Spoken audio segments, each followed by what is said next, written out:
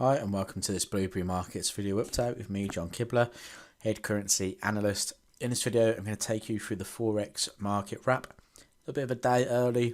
Obviously, we have bank holidays globally, so not going to be doing an update tomorrow. So this is going to be the Forex market wrap today, and I'm going to take you through the news for this week and some of the key charts that we've looked at. So going into the news, what did we have? We had lots of high impact data, which we highlighted in the week ahead analysis. And what we were looking at was multiple different data sets from multiple different countries, which kicked off with the US with their inflationary data, which saw a rise in inflation to 1.2%. This has now helped the dollar gain some strength, and we've seen the dollar continue to rally, even as core retail sales rallied the price of the dollar going into today. So other news, we had an RBNZ rate statement. They actually jumped above forecasts and hiked to 1.5%. This was a little bit of a shock to the market, but the Kiwi dollar has reacted quite negatively to this. Lots of investors thinking that the RBNZ are actually front running their rates, so that if they need to start lowering them again, they can do so and be flexible in that way. Further CPI and inflationary data out of the UK showing another rise to 7%. We're looking for longs on pound this week. We was looking for longs last week as well, but they've started to formulate now going into this week. We talked about multiple opportunities on pound US dollar, pound Kiwi, pound Aussie, and pound has really rallied, and the CPI data has helped that. We then had a Bank of Canada rate statement, leaving rates at 1%, or sorry, increasing rates to 1%, I should say. 50 basis points hike there. CAD's been fairly strong recently, so expected a bigger jump. And then we had the ECB. So the ECB left rates at 0% as per usual. Well, what we're seeing from the ECB lately is that they want to remain flexible due to the ongoing tensions and war between Ukraine and Russia. They don't want to be seen to hike interest rates despite the rise in inflation in the Eurozone. As you can see here, bank holidays across globally, so not going to be doing an update tomorrow, but if you are trading tomorrow, just be aware that there are many bank holidays going on, and that there might be a bit of low liquidity. Going into some of the moves this week, so obviously these moves haven't closed yet. It could change tomorrow. I don't think it will change drastically, but it still could change slightly. The dollar has remained fairly bullish. We expected this from the inflationary data coming out. We're talking about getting long back down around about this 99.20 area, but price didn't quite make it back to this level for an opportunity to the upside.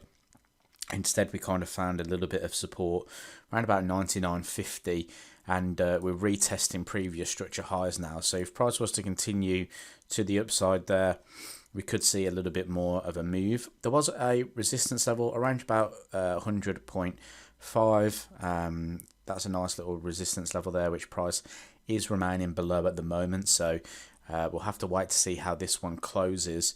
We'll talk about it in the week ahead analysis of where the opportunities could lie for the dollar next. Pound US dollar then. So I like the idea of being long pound in general, not necessarily against the US dollar, because the dollar has been strong, so we don't particularly want to trade it against stronger currencies. We want to trade it against weaker ones.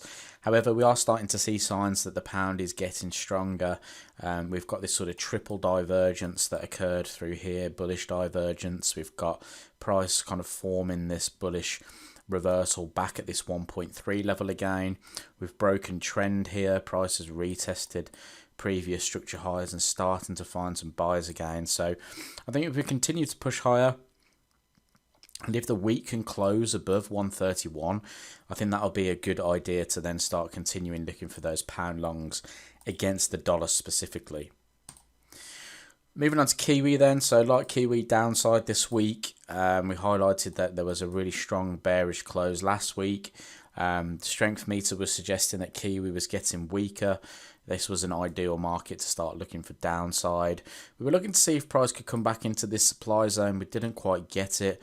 The RBNZ news spiked price up into these previous structure lows, but didn't spike it into that supply level for us, unfortunately. Price then broke down. It did retest quite a high volume level recently, and price has started to fall since, so that could have been a secondary opportunity through there. But the price at the end of the day is making lower lows and lower highs, which is what we want to see in order to be a continued seller of this market.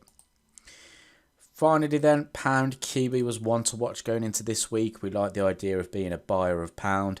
Not only did we have commitment of traders suggesting that the long contracts are getting are increasing seasonally. Pound usually has its best performing month through April, and the fact that Kiwi is weakening. So all of that combined, wanted to see a bullish move here, and we got our bullish move. Price broke through these significant highs through here. We had a retest on the RBNZ news at 188.51, which was the sort of key level of the previous structure low, and price rallied to the upside. So, you know, if you were looking at pound Kiwi or even pound Oz going into this week, you would have done really well with opportunities. So that's what I've got for you for this week. I hope you enjoyed the content. I know we're not going to do another video tomorrow, but I hope you've enjoyed the content so far this week. If you did, please leave this video a thumbs up. It tells me that you're enjoying the content. And check out and subscribe to our YouTube channel to watch some more of our Forex trading content. If you are having a bank holiday this weekend, have a great bank holiday, and I will speak to you very soon.